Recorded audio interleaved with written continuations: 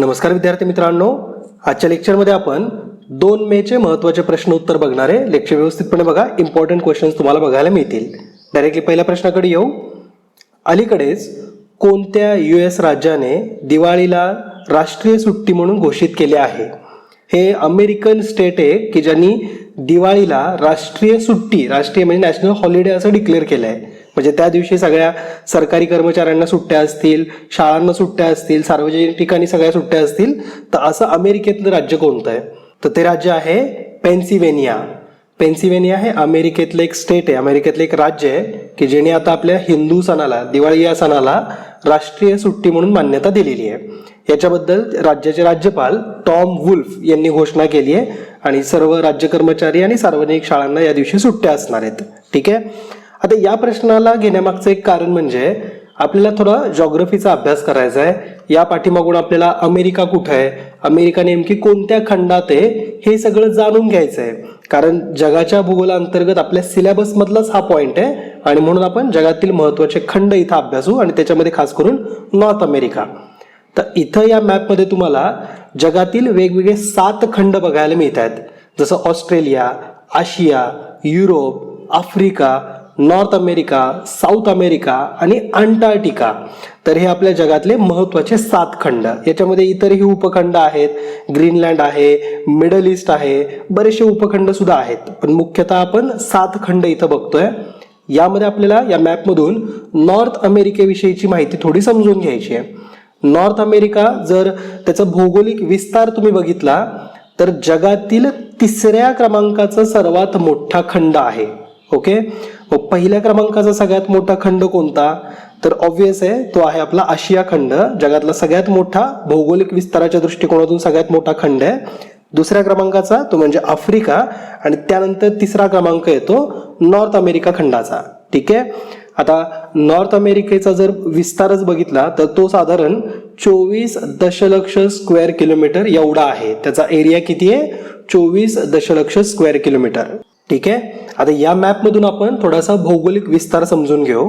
जर पृथ्वीला आपण असं व्हर्टिकली आणि हॉरिझॉन्टली जर डिवाइड केलं, एक पृथ्वीच्या अगदी मध्यातून जर सेंट्रल कट मारला आणि आडवा एक कट मारला तर तुम्हाला 4 वेगवेगळे तुकडे, 4 वेगवेगळे भाग बघायला मिळतील. एक जो आडवा झालेला भाग असणार आहे तो असणार आहे उत्तर गोलार्ध आणि दक्षिण गोलार्ध, आणि जे उभे 2 भाग तयार होतील त्यातला एक भाग असणार आहे पूर्व गोलार्ध आणि दुसरा असणार आहे पश्चिम गोलार्ध. जर अमेरिका, उत्तर अमेरिकेचा जर पर्टिक्युलर विचार केला, उत्तर गोलार्धामध्ये पूर्णपणे असणार आहे आणि त्याचा ऑलमोस्ट संपूर्णच भाग हा पश्चिम गोलार्धामध्ये येतो. ठीक आहे. थोडासा भाग जातोय तिकडं पूर्व गोलार्धामध्ये, पण ऑलमोस्ट सगळा भाग हा पश्चिम गोलार्धामध्ये येतो. ठीक आहे. या नॉर्थ अमेरिकेच्या उत्तरेला आर्क्टिक महासमुद्र आहे, पूर्वेला अंटार्क्टिक महासमुद्र आहे, पश्चिमेला आणि दक्षिणेला पॅसिफिक महासागर आहे आणि आग्नेयाला दक्षिण अमेरिका हा खंड येतो. ठीक आहे. आणि त्याचबरोबर कॅरेबियन सी. तर हे जे काही त्याच्या दिशा आहेत, शेजारील समुद्र आहेत, हे लक्षात ठेवायचे. आयोग आपल्याला वर्णनात्मक क्वेश्चन विचारतो आणि असंच वर्णन केलं जाईल की असा कोणता खंडाचं वर्णन खाली केलेलं आहे ज्याच्या उत्तरेला आर्क्टिक महासागर आहे, पूर्वेला अटलांटिक महासागर आहे, पश्चिमेला आणि दक्षिणेला पॅसिफिक महासागर आहे. तर तो खंड कोणता? तर तो असणार आहे नॉर्थ अमेरिका. ठीक आहे. नॉर्थ अमेरिकेमध्ये प्रमुख असे 3 महत्वाचे आणि मोठे देश आहेत. एक म्हणजे कॅनडा, दुसरा म्हणजे युनायटेड स्टेट ऑफ अमेरिका म्हणजेच USA आणि तिसरा म्हणजे मेक्सिको. तर या प्रमुख 3 देशांपासून हा नॉर्थ अमेरिका खंड तयार होतोय. नॉर्थ अमेरिकेमध्ये एकूण 5 वेगवेगळे टाइम झोन सुद्धा आहेत. म्हणजे किती टाइम झोन तिथून पास होत आहेत? तर 5. लक्षात ठेवायचे हे. आणि त्याचबरोबर जी आंतरराष्ट्रीय तारीख दर्शवणारी जी रेषा आहे, तर या आंतरराष्ट्रीय तारीख रेषेपासून नॉर्थ अमेरिका फक्त 10 किलोमीटर अंतरावरती आहे. ओके. याचा अर्थ काय? ती लाईन क्रॉस झाल्यानंतर, 10 किलोमीटरची लाईन क्रॉस झाल्यानंतर लगेचच दुसरी तारीख सुरू होतीये, असा तो खंड आहे. ओके. आणि उत्तर ध्रुव जो आहे, नॉर्थ पोल जो आहे, हा नॉर्थ अमेरिकेपासून फक्त 500 किलोमीटर अंतरावरती आहे. ठीक आहे. तर हे अगदी बारीक सारीक गोष्टी महत्वाच्या आहेत आणि म्हणून मी तुम्हाला सांगतो व्यवस्थित पण लक्षात ठेवायच्यात. ठीक आहे. आता जर आपण या मॅपमध्ये बघितलं तर इथं तुम्हाला नॉर्थ अमेरिका आणि मेक्सिको लिहिलेलं दिसतंय, कारण ऑब्व्हियस आहे नॉर्थ अमेरिका खंडामध्ये मेक्सिको येतो. दक्षिण अमेरिका म्हणजे साऊथ अमेरिका इथं दिलेलं आहे आणि कोलंबिया दिलाय, म्हणजेच साऊथ अमेरिकेमध्ये कोलंबिया देश येतोय. तर नॉर्थ अमेरिका आणि साऊथ अमेरिका याला असा कनेक्ट करणारा जो पॅसेज आहे ना त्याला सेंट्रल अमेरिका असं म्हटलं जातं. या सेंट्रल अमेरिकामध्ये छोटे मोठे बेटे येत आहेत, एल सॅल्वेडॉर येतोय, कास्तारिका येतं, पनामाची बेटे येतात. पण हा जो भाग आहे नॉर्थ अमेरिका खंडाचा आणि साऊथ अमेरिका खंडाचा हा जोडला गेलेला आहे. तो कुणाकडून जोडला गेलाय किंवा कोणत्या भागाने जोडलेला आहे, तर पनामाचा इस्थमस हा दक्षिण अमेरिकेला उत्तर अमेरिकेपासून जोडतोय. ठीक आहे, तर पनामा पासून जोडला गेलेला आहे किंवा सेंट्रल अमेरिकेपासून जोडला गेलेला आहे हे तुम्हाला माहिती असायला पाहिजे. ठीक आहे, आता आपण या मॅपच्या माध्यमातून थोडासा युएसएचा पण अभ्यास करू. इथं तुम्हाला हा युएसएचा मॅप दिसतोय. हा अमेरिकेचा मुख्य भूमीचा भाग आहे आणि त्याचबरोबर आर्टिक सर्कलमध्ये अलास्का हा सुद्धा अमेरिकेचाच एक भाग आहे. ओके, म्हणजे अमेरिका थोडीशी इथं पण आहे आणि या मुख्य भागामध्ये सुद्धा अमेरिका आहेच. अमेरिकेच्या जर मुख्य भूमीच्या उत्तरेकडचा देश बघितला तर तो आहे कॅनडा आणि दक्षिणेकडचा देश आहे तो म्हणजे मेक्सिको. अमेरिकेच्या पश्चिमेला पॅसिफिक ओशन आहे आणि त्याचबरोबर अमेरिकेच्या पूर्वेला अटलांटिक ओशन आहे. आणि जर इथं अमेरिकेच्या आपण आग्नेयेकडे जर बघितलं तर गल्फ ऑफ मेक्सिको तुम्हाला इथं बघायला मिळाल. ठीक आहे, अमेरिकेचे ही वेगवेगळे राज्य आहेत आणि याच्यापैकी अमेरिकेची जी राजधानी असलेल्या ठिकाणी ते म्हणजे वॉशिंग्टन DC. आता इथं थोडं एक कन्फ्युजन होतं. वॉशिंग्टन नावाचं अमेरिकेमध्ये एक राज्य सुद्धा आहे आणि वॉशिंग्टन DC हे अमेरिकेची राजधानी आहे. वॉशिंग्टन DCचा फुल फॉर्म म्हणजे DC is for district of Columbia. हे जे इथं छोटासा जो भाग दिसतोय ना हा आहे वॉशिंग्टन DCचा भाग किंवा वॉशिंग्टन DC हे शहर जे अमेरिकेची राजधानी आहे. आणि इथं एकदम हा जो वायव्य कॉर्नरचा असलेला जो राज्य आहे तर तो आहे वॉशिंग्टन हे स्टेट, वॉशिंग्टन राज्य. तर वॉशिंग्टन DC आणि वॉशिंग्टन हे वेगवेगळे ते तुम्हाला माहिती असायला पाहिजे. अमेरिकेमध्ये जे चलन वापरलं जातं ते म्हणजे डॉलर. ओके, पुढचा प्रश्न बघूयात आपण. खालीलपैकी कोणत्या एअरलाइन्सने जगातील पहिले रोबोट चेक इन असिस्टन्सचे अनावरण केले आहे? आता रोबोट चेक इन असिस्टंट म्हणजे काय की जनरली जर तुम्ही एअरपोर्टवरती गेला, एअरपोर्टवरती तुम्हाला समजा एक पर्टिक्युलर तिकीट काढले, तुम्ही कुठेतरी जाताय तर ते सगळी जी प्रोसेस आहे हे सगळं स्क्रुटिनी करण्याचं काम आहे ना एखाद्या माणसाकडून केलं जातं. सिक्युरिटीला तिथे कोणी ना कोणी असतात, ते तुमचे सगळे डॉक्युमेंट चेक केले जातात, पासपोर्ट चेक केलं जातं, आय स्कॅन केला जातो कधी कधी. तर ह्या सगळ्या गोष्टी ज्या आहेत ह्या आता एका रोबोटच्या पद्धतीने केल्या जातील, रोबोटच्या माध्यमातून केल्या जातील. तर ती एअरलाईन कोणती आहे की अशा प्रकारचे इनिशिएटिव्ह जगात पहिल्यांदाच सुरू करते, तर ती एअरलाईन असणार आहे एमिरेट्स. ठीक आहे, एमिरेट्स जगातली सगळ्यात महागडी एअरलाइन्स पैकी एक आणि जी दुबईमध्ये आधारित आहे, म्हणजे दुबई स्थित असलेली ही एअरलाइन्स एमिरेट्स. तर यांनी एक अशी रोबोटिक टेक्नॉलॉजी आणली आहे किंवा रोबोटिक चेक इन पद्धती आणली आहे की जगात पहिल्यांदाच ती यूज होतीये. या रोबोटिक प्रणालीचं नाव सारा असं देण्यात आलेलं आहे. ओके, हे असं प्रॉपर एक म्हणजे ATM मशीन असल्यासारखं स्ट्रक्चर आहे त्याचं. रोबोट म्हणजे असं काही ह्युमनवाला रोबोट नाही आहे, तो माणसासारखा दिसणारा नाही आहे. एक मशीन आहे प्रॉपर ATM मशीन असल्यासारखं आणि याच्या माध्यमातून डॉक्युमेंट्स वगैरे सगळे चेक केले जातील. आपला चेहरा त्या पासपोर्टशी मॅच होतोय की नाही हे बघितलं जाईल. प्रवाशाची म्हणजे सगळी जी तपासणी आहे ही या माध्यमातून केली जाणार आहे. ठीक आहे, अगेन इथं आपण UAEचा अभ्यास थोडासा करूयात. UAEचा मॅप इथं बघू आपण. इथं जगाच्या या भागामध्ये आहे तो म्हणजे युनायटेड अरब एमिरेट. भारतापासून जर तुम्ही बघितलं तर पश्चिमेकडे असलेला हा देश. इथं जर या मॅपमध्ये बघितलं तर UAEच्या उत्तरेकडं पर्शियन गल्फ सुद्धा आहे, त्याचबरोबर स्ट्रेट ऑफ हॉर्मझ सुद्धा आहे. इराणची बॉर्डर याला शेअर होती का तर नाही, इराण आणि UAEच्या मध्येच स्ट्रेट ऑफ हॉर्मझ आहे. ठीक आहे, त्याचबरोबर UAEच्या पूर्वेकडं ओमान या देशाची सीमा लागून आहे. 2 गटांमध्ये ही सीमा लागून आहे. थोडासा भाग वरती पण आहे उत्तरेकडे पण आणि खाली प्रॉपर पूर्वेकडे हा भाग आहेच. ठीक आहे, त्याचबरोबर UAEच्या दक्षिणेकडं आणि पश्चिमेकडं सौदी अरेबिया या देशाची सीमा लागून आहे. ठीक आहे, UAEची जी राजधानी आहे ती म्हणजे अबुधाबी. अबुधाबीपासून जर तुम्ही इकडे बघाल तर दुबई हे शहर तिथलचं प्रमुख शहर आहे. त्याच्याच थोडंसं अजून उत्तरेकडे आहे शारजा. आणि UAEची करन्सी जी आहे तर ती आहे दिरहम. ठीक आहे, तर एवढी माहिती मॅपच्या माध्यमातून UAE विषयी तुम्हाला असायला पाहिजे. ठीक आहे, पुढचा क्वेश्चन आता आपण बघू. रतन टाटा यांना खालीलपैकी कोणत्या राष्ट्राचा सर्वोच्च नागरी सन्मान देण्यात आला? तर याचा आन्सर आहे ते म्हणजे ऑस्ट्रेलिया.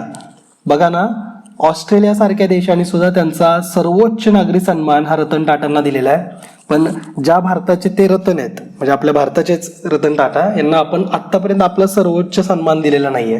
तुम्हाला याच्याविषयी काय वाटतं ना, कमेंट करून कळवाच. ओके, आता रतन टाटा यांनी ना भारत आणि ऑस्ट्रेलिया या दोन्ही देशांचे संबंध दृढ राहावेत, द्विपक्षीय संबंध टिकून राहावेत याच्यासाठी एक महत्वाचं योगदान दिलेलं आहे. त्यांनी खूप साऱ्या कंपन्या ज्या आहेत तर त्या सामाजिक हितासाठी सुद्धा तयार केलेल्या आहेत.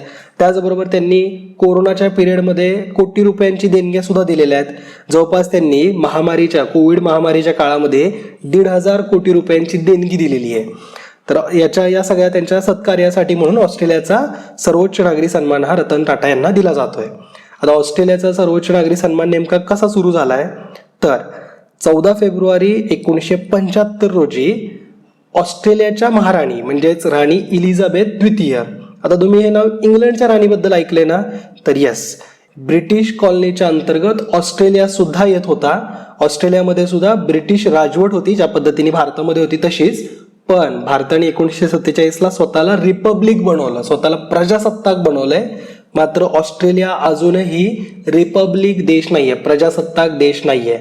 इलिझाबेथ द्वितीय जोपर्यंत जिवंत होत्या, म्हणजेच इंग्लंडच्या महाराणी जोपर्यंत होत्या तोपर्यंत सगळे एक राष्ट्रप्रमुख म्हणून या इंग्लंडच्याच महाराणीचं पद ऑस्ट्रेलियामध्ये सुद्धा होतं.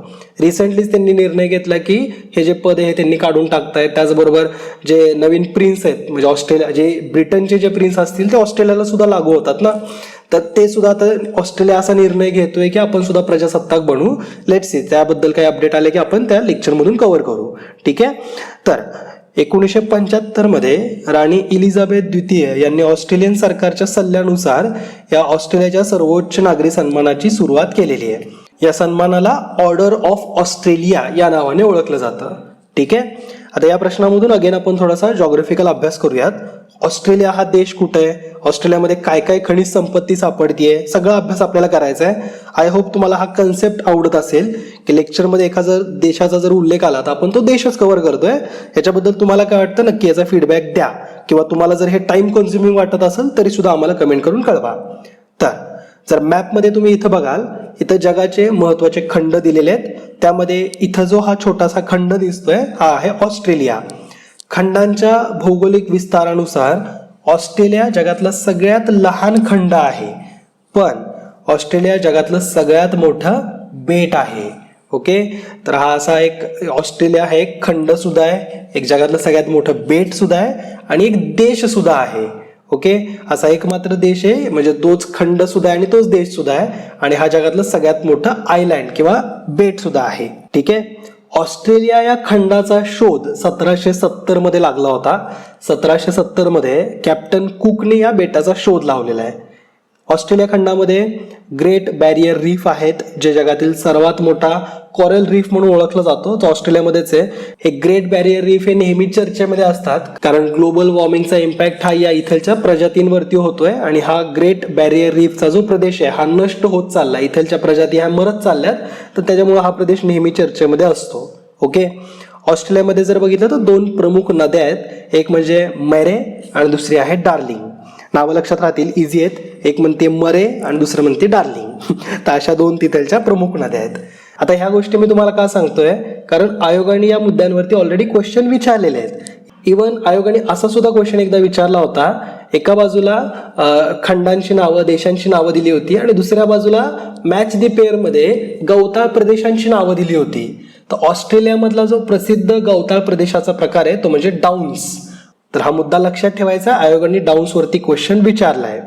हे मुरे आणि डार्लिंग ह्या ज्या नद्या आपण बघितल्या ना, तर या नद्यांच्या बेसिनमध्ये असा एक गवताळ प्रदेश आपल्याला बघायला मिळतो. समशीतोष्ण गवताळ प्रदेश आहे आणि तो म्हणजे डाऊन्स. इथं दुग्ध व्यवसाय मोठ्या प्रमाणात चालतं. त्याचबरोबर ऑस्ट्रेलियामध्ये गव्हाची लागवड सुद्धा मोठ्या प्रमाणात केली जाते. त्यानंतर ऑस्ट्रेलियामध्ये महत्वाची खनिजे पण सापडतात, जसं की ऑस्ट्रेलियामध्ये जगातला सगळ्यात मोठा ज्ञात असलेला युरेनियमचा साठा सुद्धा आहे. रिसेंटलीच आपल्या जम्मू काश्मीर राज्यामध्ये युरेनियमचा मोठा साठा सापडलेला आहे. अजून तो काढलेला नाहीये, त्याचे कॅल्क्युलेशन्स अजून व्हायचे, पण ऑस्ट्रेलियामध्ये जो सगळ्या जगातला ज्ञात सगळ्यात मोठा जो युरेनियमचा साठा आहे तो ऑस्ट्रेलियामध्ये सापडतो. ठीक आहे, जगातील 10% सोन्याचा साठा सुद्धा ऑस्ट्रेलियामध्येच आहे. ओके, त्याचबरोबर अगाईल हिऱ्याची खाण जगातली सगळ्यात मोठ्या खाणींपैकी एक ही सुद्धा ऑस्ट्रेलियामध्ये आहे.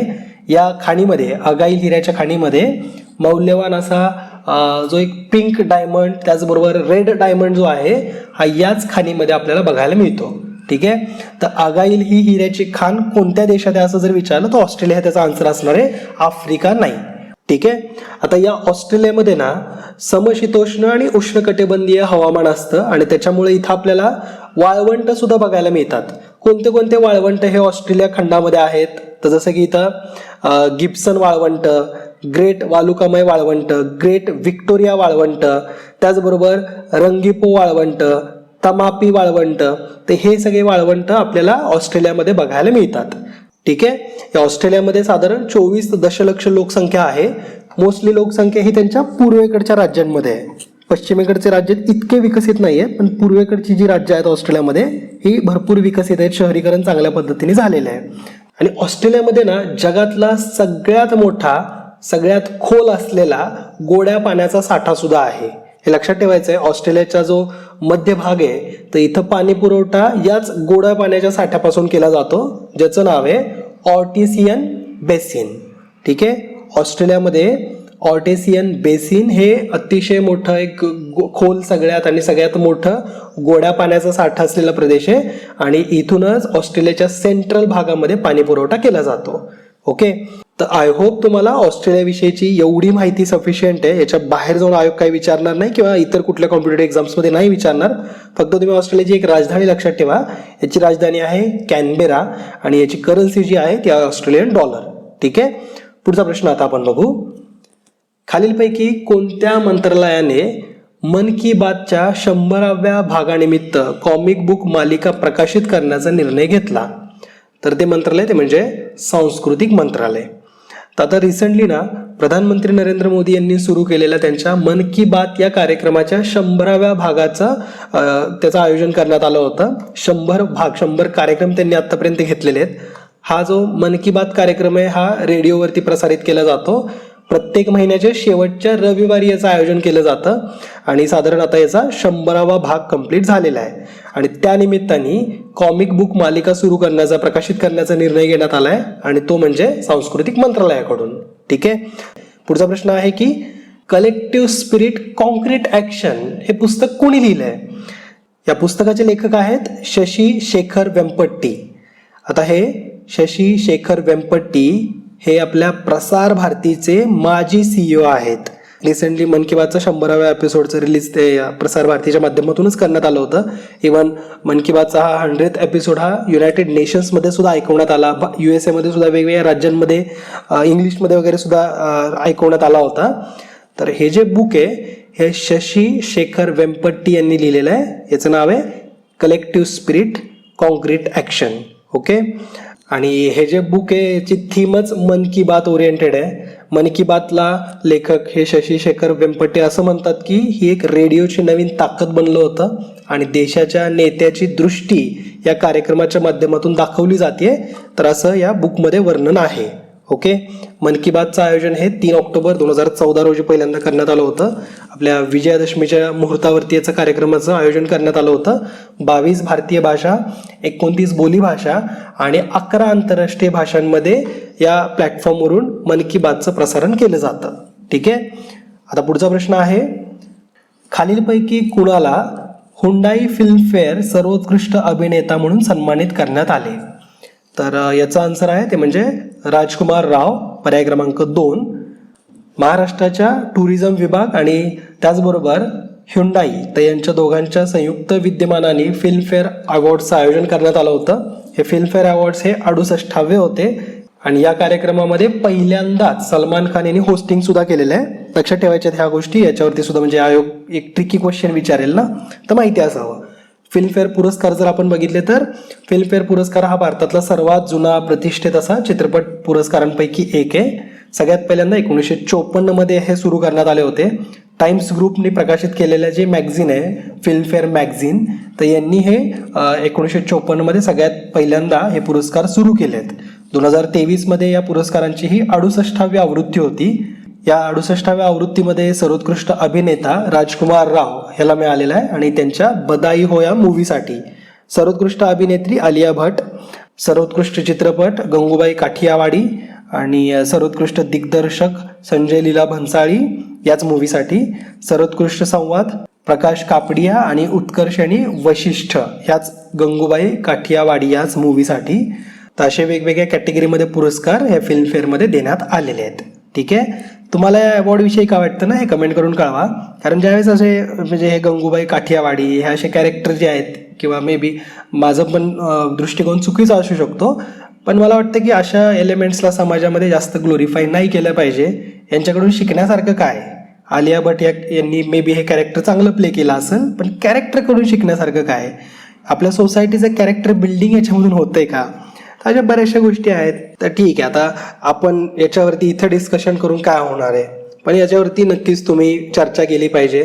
तुमचं ग्रुप डिस्कशन या गोष्टींवरती व्हायला पाहिजे, इतर कुठल्या फालतू गोष्टींमध्ये चर्चा करण्यापेक्षा. म्हणजे थोडा एक दृष्टिकोन तुमचा डेव्हलप काहीतरी होईल. तर आय होप तुम्हाला हे लेक्चर आवडलं असेल. भेटतो आपण अशाच इंटरेस्टिंग लेक्चरमध्ये. जय हिंद, जय महाराष्ट्र. धन्यवाद.